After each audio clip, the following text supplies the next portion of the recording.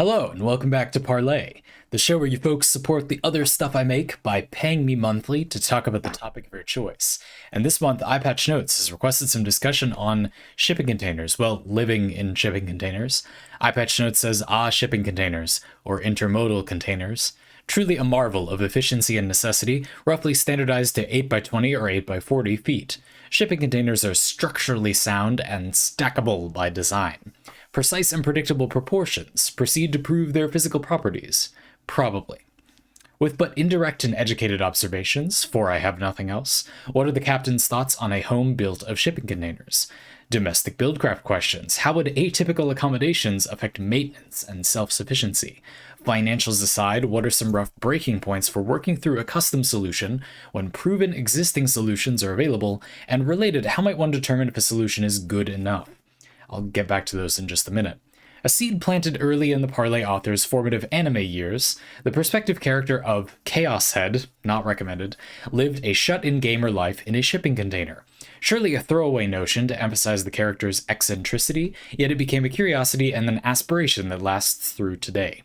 For example, the traditional ryokan, a Japanese-style inn, could be approximated with clean rectangular shape language without the concessions of an all-wood construction. Not to say that wood is bad per se, though there are certain advantages for a large metal block to be cut into compared to a structure assembled from disparate pieces. Even then, welding shipping containers together approaches some known box or tile-shaped building systems like those found in The Sims or Minecraft. And then there's a spoilered out bit that I'll get to in a minute. So shipping containers, but basically domestic buildcraft discussion. Now, I don't know very much, as you said, about the topic of building a house, really anything that you need to know to do this. So it will be mostly me responding to these domestic buildcraft questions. I do have a lot to say about, to me, really, the topic of this parlay, the heart of this parlay, is when you said, what are some rough breaking points for working through a custom solution when proven existing solutions are available? So for this topic, we can use shipping container living as an example.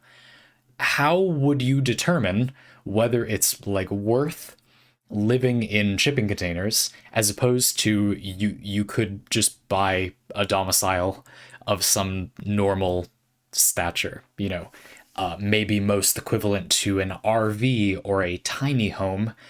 You could purchase those things. Why use a shipping container? And there are some reasons, but how would we decide? How would we compare them? You're asking for a methodology by which to do that. And I think the biggest thing I want to talk about in this parlay is that that's very challenging. In fact, I personally think that is the maybe hardest aspect of human life when you're trying to improve your experience. It's just very difficult to know exactly where the improvement lies. When looking at the fruit tree, there is either obviously low-hanging fruit or all the fruit is so high that there's really no telling which one would be easier. I personally care about this a lot because I think that living your life the way that basically that is suggested by the modern world we live in sucks. Like, it's really bad. It's very bad. It's not worth it. And so you kind of have to modify it considerably, but it's hard to know how. You have very little help, and it's quite personal. It's challenging. So I definitely have some things to say. I'm going to kind of tackle that point first, then I'll go to the others, then I'll read back your spoiler thing at the end. Okay? So to start, really, I think it's important to emphasize that even though I just spent like a minute going on about how it's really hard to choose what to improve, that's challenging, but improving it a little bit isn't hard. Almost everybody that I've met is very averse to investing basically any upfront time or money into changing things in their life. So let me give you an example. If I always use coffee as an example. For a lot of people, they go out to, I've got a friend who goes out to get coffee every day. Now, my friend is a real go-getter. He's not the kind of person who wouldn't be willing to do a little bit in the morning. That's not why he doesn't make his own coffee. He just doesn't. It's not because he would not enjoy that process. Anyway, that's what he says. We don't know for sure, but he just doesn't. He's not in the habit of doing that, which that's fine. We're all in the habit of doing certain things. Now, what would it take for him to make coffee in the morning every day. Well, he'd need to buy a coffee grinder, and he'd have to get, he'd find a roaster nearby, I guess, or he'd order online some beans that he likes. And, it would take a little bit of time and money to get used to what beans he liked and brewing a certain way. You could shortcut quite a bit of that because he's got a friend who drinks coffee a lot, and he could buy the same grinder as me and just copy the grind setting I use to get a very good starting point, or like that's a very widely owned grinder. It's easy to find recommendations for, right? There are things you can do to make it quicker, which we'll get to in a second. But after the initial costs, whatever those are, like let's not worry about that right now. You said financials aside, what are some rough breaking points for working through a custom solution? Obviously, making your own coffee is not a very custom solution, but just follow me on this example, okay? After the initial cost, it's pretty blatantly obvious that he benefits a lot. The coffee he then gets is cheaper, better tasting, more to his taste, and there are some secondary benefits. I would argue that it's a lot better for the planet. You're likely to be buying more sustainable, responsible, ethical coffee than etc. There's a bunch of other benefits. The point is, there really isn't a drawback. It's a separate topic, truly for another video, whether a person is willing to do I guess technically it's a little bit more of your personal work to make the cup of coffee, but it's really fast. Even if you use a drip machine, you can brew a cup of coffee yourself faster than a drip machine will make it, and it will come out tasting better. And you still have to put water and coffee in the drip machine. Making it yourself, you literally just need to also pour the water. You need to heat the water and then pour the water, which you kind of need to do that with a drip coffee machine. Anyway, there are some methods of making coffee that take skill, but you don't have to use those to make a tasty cup of coffee. Whatever. The point is, you can see how the way these things work is that there's an upfront cost of usually time and money, and then if you pay the upfront cost, whatever it is, it's not really in question whether you benefit over the long term. So the question is, what are the upfront costs in time and money? You would think. But my experience, to get back to what I said before, is actually that most people do not analyze that subject. They just shut down immediately about any upfront cost. Basically, if they need to kind of stop their life and derail to go do a thing, to set up a little thing on their own, they will not do that. Even people who would say they want to will fail to do it for quite some time. I would say even I, who is aware of all this stuff and is arguing that you should do it, I also, fail to do it a decent amount of the time immediately. Now, obviously, we don't all have free time on every single day of our lives to drop everything. I promise this is about shipping container living. But I just feel it's important to note that humans have some inherent resistance to installing these changes, and I feel that that is the real topic to tackle. Because for most of these things, most of these little do-it-yourself homebrew things, the benefit is doesn't really need to be argued for. It obviously is worth it if you even can afford the time and money. If you're capable of the improvement, it is worth it. And it's not wondering whether it's worth the improvement. It's that humans have some kind of difficulty or inertia against that change, So you might be asking, well, I'm a person who asked the Parley about living in a shipping container. So I'm maybe not a person who has a lot of inertia to change. Maybe inertia is not the word you want there, but you get the point. But I think it is relevant because it highlights what the difficulties are here. When you say breaking points, I think the tricky thing about knowing when it's worth it to make your own solution is that the cost is, I would argue, almost all upfront. There's almost no ongoing cost. And so if you can pay the upfront cost, almost all of the time it's you either can pay the upfront cost and it just is worth it, or you can't pay it anyway, so it doesn't matter. In other words, would getting a car that suits your needs better be beneficial to you? Probably in the long run you would benefit, but you either can afford that, in which case it's worth it, you can do it, or you can't afford it and it doesn't matter whether it would be worth it or not. That's a simple example, of course, but the benefits of not driving in a very old car or something. So for shipping containers, again, it's one of those where the benefit it's not really cheap to do. It would take a lot of time and money, and so you probably just can't do it. which makes it hard to figure out if it's worth it in the long term. But there are things you could do to ease that process both ways, to help figure out how much it will be worth in the long term, and also to make it, I guess, more affordable, mostly in terms of time, I guess. And they're related to those coffee things. So before I said, there would be an upfront cost in getting a grinder or whatever, and, figuring out what coffee you liked and stuff. There may be some tools you can use to make that process smoother. Maybe you've got a friend who makes coffee and has known you for 15 years, this friend of mine and I. Maybe there's some way that you can kind of try before you buy. For coffee, this might be something like, not sponsored, but Cometeer, where you can order frozen coffee that is correctly brewed. You don't really need to worry about the brewing method. And as long as you dilute it, to strength with good water, that is how tasty coffee is meant to taste.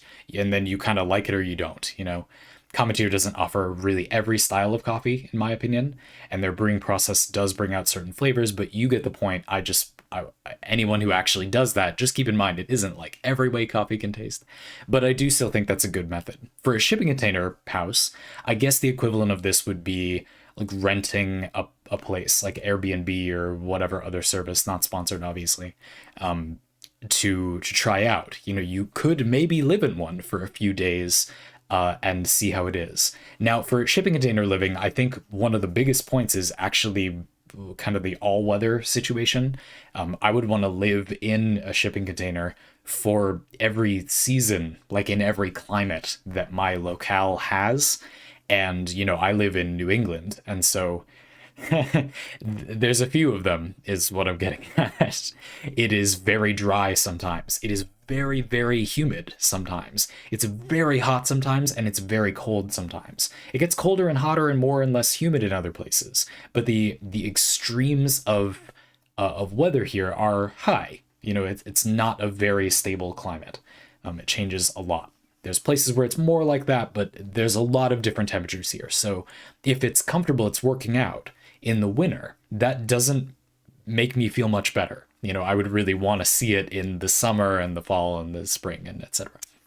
So you definitely can look before you leap a little bit. And of course, that helps you save time if it just doesn't work out or something. But what would probably happen is you would go live in a shipping container, and the central air or whatever, the climate control would be a bespoke solution. And you would think, well, if there was a better one, then it would be better, right? And you probably wouldn't be able to know exactly, but it would give you some idea. It would give you some experience. Maybe you got a friend who does some home improvement projects from time to time. I don't know. Obviously, those things would help. You're kind of asking, though, I think, for something that I'm not sure is possible, which is kind of when do you stop, I guess. And I would argue that for the most part, it's sort of binary. You sort of one option wins by default.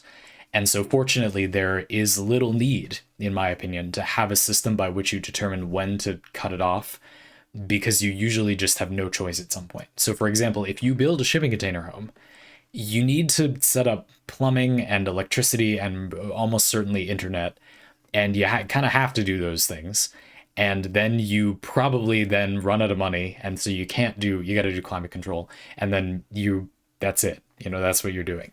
If you have more money, you would almost certainly want to add amenities, but you kind of either do or you don't, I would think. In terms of time, again, like you either have the knowledge to add things, or what you'd want to add, or you don't. Simple things in my own apartment, like if you know that you can get an under sink water filter and you use filtered water, like for brewing coffee and tea, as much as I do, it is worth it. Like if you know of that thing and you have the money to get it, it sort of automatically is worth it, I would argue. That is, if you were going to get, good drinking water, that's a cheaper way to do it. So it's not even a matter of money, really. It just automatically is worth it if you know about it, and then it isn't if it isn't. But let's not be coy here. I know, like we all know, there's this thing where you have things you think would make your life better, and there's a bunch of them, and you're trying to decide, which ones to do, here's the thing. I think that that kind of inertia toward change, that hesitancy to change things in people's lives that people have, I think some of that comes from a very valid point about kind of where to cut it off. So when people, imagine my friend with his coffee grinder, he says, yeah, I get that the coffee grinder, if it's like $100 and I make coffee every day, and my coffee from the local corner store or whatever is this much, and it's going to taste better and stuff. I get that the grinder pays for itself because the coffee I'll make will be cheaper even if I buy good beans. And you can do the math for that very easily, that in, half a year, the grinder pays for itself pretty easily, even if you get a nice grinder. So there's really no arguing that it is, sort of financially sound. But a lot of people then say, right, but I don't want to spend $100 now. I don't want to have the next thing. I spend $100 to upgrade to get a bidet in my bathroom. You totally should do that. If you didn't know that you could just mail order a bidet that you can attach to most toilets in the United States, hell yeah, like that. I didn't know that. I immediately bought one as soon as I found that out. That's amazing. It's great, by the way. That's the best thing. But you see where this is going, right? Like, what's the next thing? And so people are hesitant about the idea, not of that $100 now that pays itself off, but if I'm willing to do that, it's almost like that philosophy means that I would then spend more money. And I think there's a combination of a lack of restraint here, like self-control, to just not buy more things, and that it's like, well, it would improve your life, but how much? There is some use to having a kind of line in the sand that is, when is it more beneficial to, improve this thing, and when should you say this would make my life better, but not enough, so I'll wait or something. And I'm not trying to reject the usefulness of that. I just wanted to spend some time saying that I think for living in a shipping container, that would mostly not apply. I would argue you kind of need almost everything that you would want, and so then you either can or can't do it, and then that's it. Obviously, you can always add improvements to your home, but I do think there's kind of a system. There's something I do. So here we go. For the next 3 minutes, we'll take a brief detour and talk about a system that I don't think really helps for living in a shipping container, but is helpful for, I have lots of things I think would improve my life. Which ones do I do? How do I make it so there's a slippery slope? There's some obvious things like you should form a budget and whatever that you said financials aside, fine. I mean, those things are pretty obvious anyway. We're talking about how do you decide which things would benefit you more, yeah, I guess. Obviously, it's related to how much they cost, but we're going to assume you can afford everything you include in the list. I would not do something very outlandish. I would make the list and I would try the things. I'd wait a while after thinking of the thing to see if I still feel like I would value it. Or I don't kind of get over that benefit or something.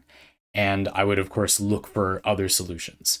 So trying the thing first. Maybe for coffee, this means, you get a better cup of coffee from a place, or you order. I gave Cometeer as an example, for a week or something. And because you're not changing it for that long, this shouldn't add too much cost. In most cases, Cometeer is a bit expensive, but you could go to like a nice coffee shop, ask a friend for a recommendation or something, and then see, did I enjoy my cappuccino or whatever enough more over the course of the week? Now, here's where I think it's very helpful to give a score. I'm really prickly about scores for video games, for example. This game was a 5 out of 10, a 7 out of 10. I don't think that's helpful at all.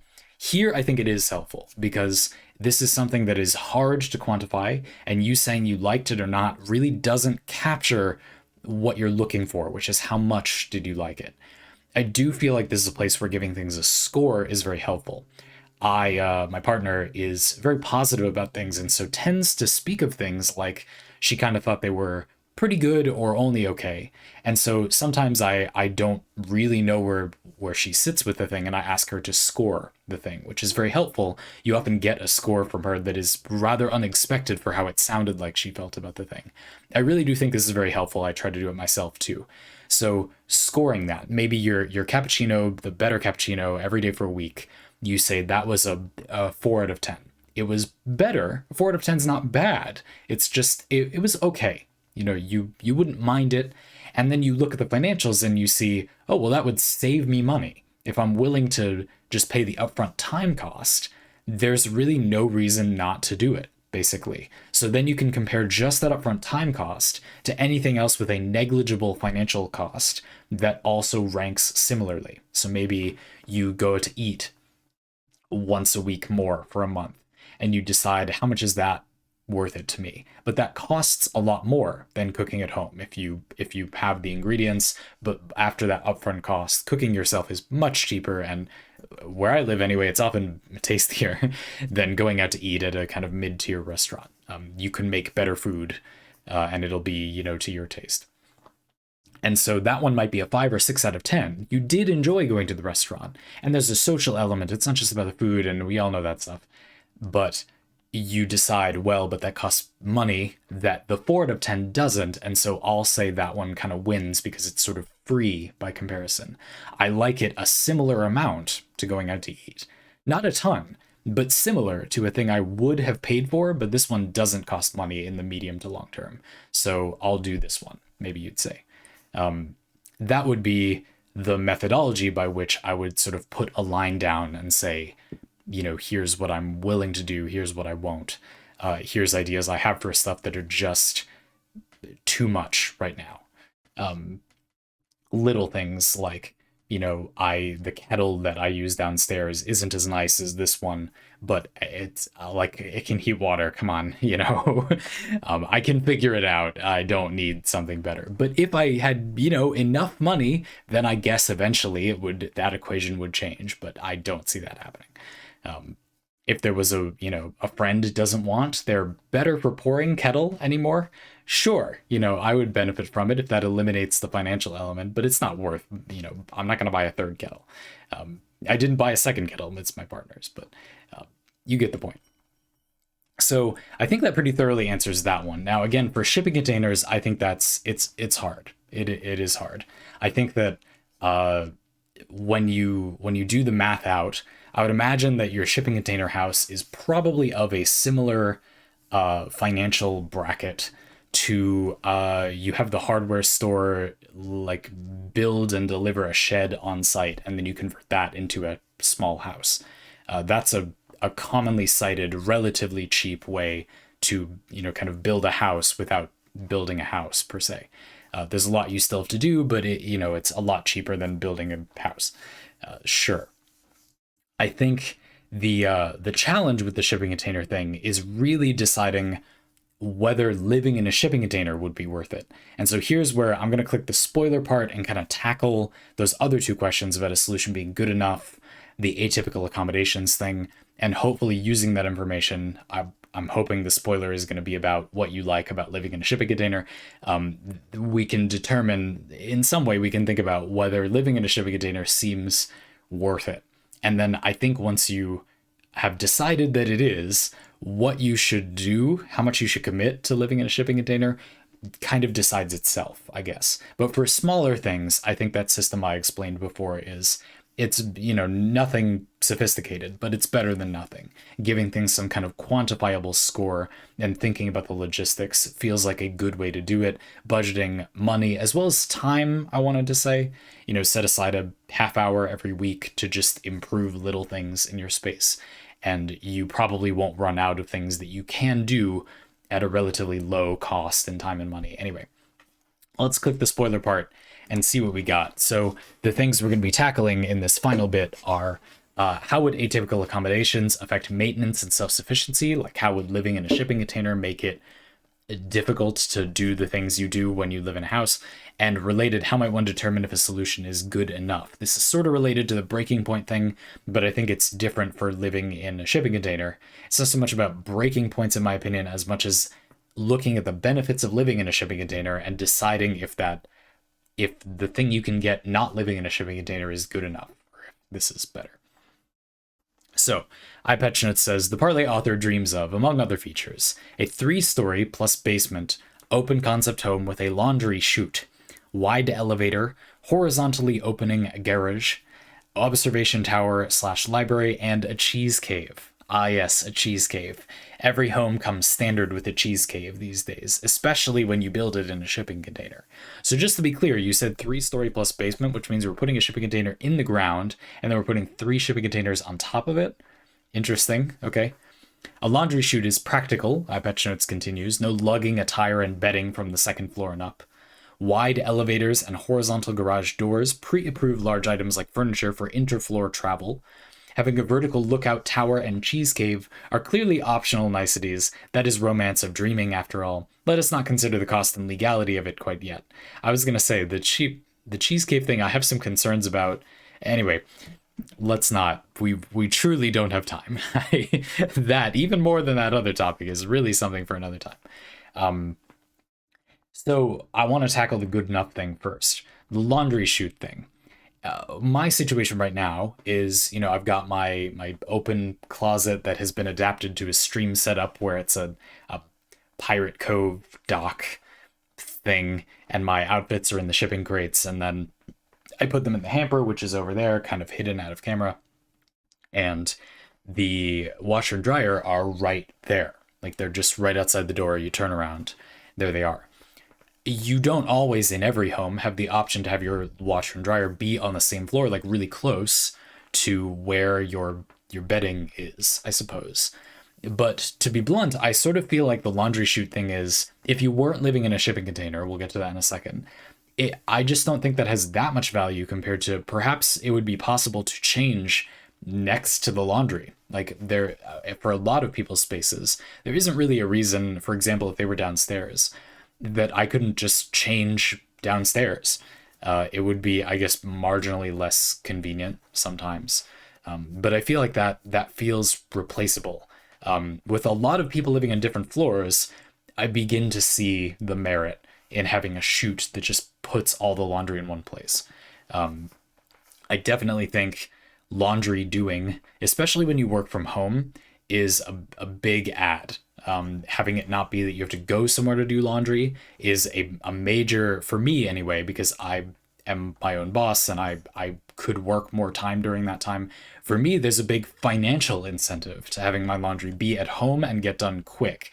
All of that time could be time I could be making money doing my job if I didn't have to sit at a laundromat for, like an hour or something to watch my stuff. And in the area I'm in, you really wouldn't be able to leave your laundry, at the laundromat. It would get stolen. And so you need to kind of stay there. So it's worth a lot of money to have the laundry get done quickly. But I think this is a case of good enough. Like, as long as I can just carry it from here to there, it only takes like 15 seconds. Personally, I don't think that's worth it. Now, it doesn't have no value. Like, that's the trick, I guess. If you live in a building, remember we said it's a shipping container in the ground, I guess, and then 3 stacked on top of it. It would be trivially easy to set up a laundry chute in a home with that model. If the bedrooms are stacked and then you just cut through the shipping containers and make a chute, like, that would be so easy. So of course, like, that's definitely like a benefit. But I would say for me, there's got to be enough other benefits that make that kind of a free bonus. And if there are people living on different floors, it's not a tiny bonus, don't get me wrong. But I do think this is a good example of something that I would argue you really don't need to do anything. You don't need to make anything new to get most of this benefit. It's just, it's not like there's no benefit, and it would be free, basically. There would really be zero drawback if you lived in a house that supported that structure already. So sure, that's that type of ad. The wide elevator thing. So you said wide elevator, horizontal garage, pre-approve items like furniture for interfloor travel. This one, I have a lot of questions that, of course, you can't answer. One of them for me is that I think something that really bucks the trend of a homebrew improvement being beneficial, like, the benefit is obviously there, you just have to be able to front the upfront cost in time and money or whatever. Something that really bucks that is if the benefit is transient in some way. It then becomes much more difficult to argue that some benefit over the course of your entire life outweighs, even a pretty significant upfront cost. The furniture thing makes me feel like maybe you are the person who's moving around furniture from floor to floor really often, but if you aren't, I feel like this isn't valuable enough. Like you could surely just open the shipping containers, load stuff in as it was being assembled or something, and then the occasional item, it might be difficult to get up through the floors. But I just feel like that's such an enormous add to the, I guess, like price tag and structure of your shipping container domicile for something that I feel like you wouldn't use past the construction of it. Now, on the other hand, something that's occurred to me is if you're the person who wants a shipping container house, do you have designs to move it? Because that's something I was thinking about. Living in a shipping container has a somewhat unique advantage, I think, in that there's already infrastructure to move shipping containers all over the place across the ocean, but I don't know how many passports or foreign citizenships people have. But you could put them on a truck and move across the country, your entire house, a lot easier than with a lot of other types of homes. Now, if you had an RV, you could drive there, but that would be smaller than, 4 shipping containers. And if you had a tiny home, you could do it, but I don't know, but I would imagine that the infrastructure for moving your tiny home on a flatbed truck is not as good as the infrastructure for moving a shipping container, which we already move on trucks, all the time. I don't know if that's true, but I would imagine it is. So you see what I mean? It feels like there's a benefit in portability that you can imagine wouldn't apply to almost anyone. But if you are the person to whom it applies, that seems like a fairly unique benefit. I could imagine a way of assembling a shipping container house where the shipping containers are not permanently attached. You could have space station-esque tubing between them, perhaps. You could maybe even add and subtract a guest room. Just plop down another shipping container, run the tubing between it, you got a guest room. Boom. That doesn't seem like it would be something that 99% of people would use, but if you're that 1% of people that would actually do that, I don't see how you would easily do that with any other arrangement of housing. So sure, that seems all right. And it wouldn't be so complicated for the additional shipping containers. You could possibly have only one that has plumbing and the electricity and internet and heating and stuff as a hub, and then it just runs that stuff and kind of modular plugs in to the other ones. That seems doable. I imagine the home builders among you are screaming at the screen, it's not that easy, but it's not like impossible. I'm sure you could figure that out, where they could sort of plug in to a central system now that provides the stuff. I'm sure there are, I don't know, systems like that already in place where you can create a modular domicile of some kind that isn't in a shipping container. I'm sure you could make it work. I don't know. I mean, that's what I would imagine. So yeah, I don't know about the elevator thing. Personally, I feel like on the contrary, I would almost be keen to just have on retainer someone who could unstack the shipping containers so you could just put stuff in them, which seems like that would be not inexpensive, but not as expensive as it seems to be like few times that you need an elevator. Look, this is your romance of dreaming about living in a shipping container, so don't let me tell you that wouldn't be valuable. Again, I would imagine you want this because you're the kind of person who wants to move large furniture items between floors, or some kind of weird program where you lease a couch and get a new couch every year. I don't know. I don't know, but I'm sure there's some good reason for doing that. Sure. Let's just say that's fine. Now, I want to get to the thing I don't have too much to say about because I don't know about it. But to address the final thing. Yeah, I feel like the financial bit is that having your weird shipping container home, I would imagine it probably ends up being cheaper in a lot of places than building a home some other way. But then you kind of pay for it in terms of needing someone who's willing to adapt home building to shipping containers. And then you might need unique maintenance folks. Your plumbers are important. I always use plumbers as examples. May need to be someone who knows that septic system. Maybe not. Maybe there's a way to do one that's very recognizable. I don't know that much about plumbing, but that's important. That could add up. Probably it wouldn't make it more expensive exactly, but it means you need like your person who knows that weird system that you have, because it may be a homebrew solution for the thing.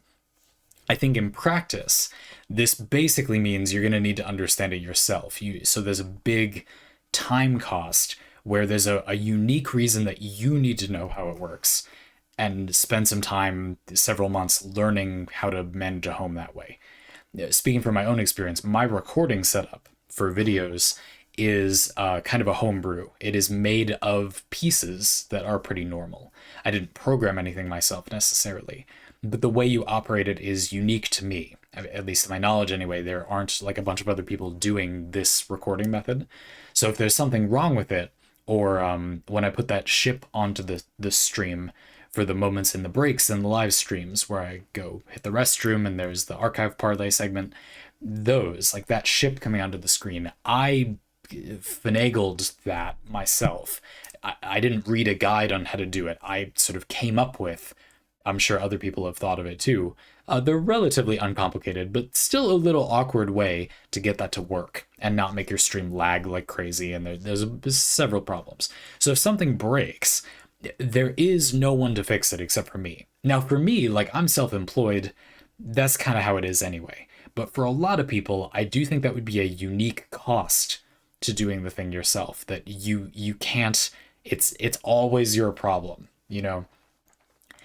I didn't talk that much about this point, about the atypical accommodations, maintenance, self-sufficiency thing, because this is an example. Obviously, there'd be other problems. But the thing for me is that I feel like in practice, it means you need to learn to do the thing. And if you're the kind of person who wants to do this, I would imagine you're willing to learn that kind of thing. You know what I mean? Like you would probably be okay with understanding that system. If you're the kind of person who's willing to make such a meaningfully different living situation. Again, in my mind, going back to the beginning of the parlay, it all comes back to kind of a resistance to installing these changes, to setting up the initial cost. For most people, for almost everybody, it's just that they kind of reject the upfront cost. There's a resistance they have to that doesn't really have to do with whether it's worth it. Like the way things are is pretty blatantly not good in most parts of human life right now, and so it's pretty obvious that improving it improves it. I think it's much more about being a person who will improve it rather than figuring out if it has enough of a benefit. Don't get me wrong, there are a lot of places, as kind of an aside, where people suggest the kind of quality of life expensive thing for a space that totally isn't worth it, of course. But that's because they don't really do anything. Like when you pick apart the benefit of that thing. EyePatchNotes, you did a previous parlay where you asked me about, so it's a sink that can become smaller or kind of retract all the way up. And the idea was that flooding the sink, you take up less space, I guess. Flooding your sink isn't beneficial though. Like people do that, but they're incorrect to be doing that in my judgment. I don't know for sure. I'm not an expert scientist on the subject, but in that parlay, I argued that people do that and think that that's beneficial, but they're incorrect that that's benefiting them. And so they think it would be beneficial to have this expensive gadget that does this thing, but it isn't. I'm not trying to say that all potential lifetime benefits of any kind are just kind of always automatically worth it. But if you use reasonable judgment, you know what I mean? Like, come on. I feel like a lot of the ones that are sort of rich person bait are fairly obvious. And if you can spell out what the benefit would be, and anytime there's an objection, you have a clear answer to that objection, okay. You know what I mean? Like for the sink I mentioned, for some people it might be, there could be an ergonomic benefit. Maybe it's easier to make the sink more shallow for people that, for example, imagine you're in a wheelchair and it would be easier for you to get into the sink if you need to be sitting while you use it, but other people in the house want a deeper sink for some reason. You get the general gist of what I'm saying. Then fine, you know, for those people, clearly they can demonstrate like a specific benefit that uniquely provides them. There you go. But for a lot of people, it's just that would be a unique conversation piece, and those people should go, you know, maybe find some hobbies. To be absolutely brutally blunt, I think the rich person bait is easy to detect, so I've been kind of waving that for this parlay, but I don't mean to suggest it isn't there. I think that's all I have to say. I tried to talk like a bit about the shipping container thing. I wish I had more to say about that. I kind of don't. So I tried to talk a lot about the deciding about benefits. I hope that was interesting. I hope that was close enough to the thing you were looking for. A very fun question, though.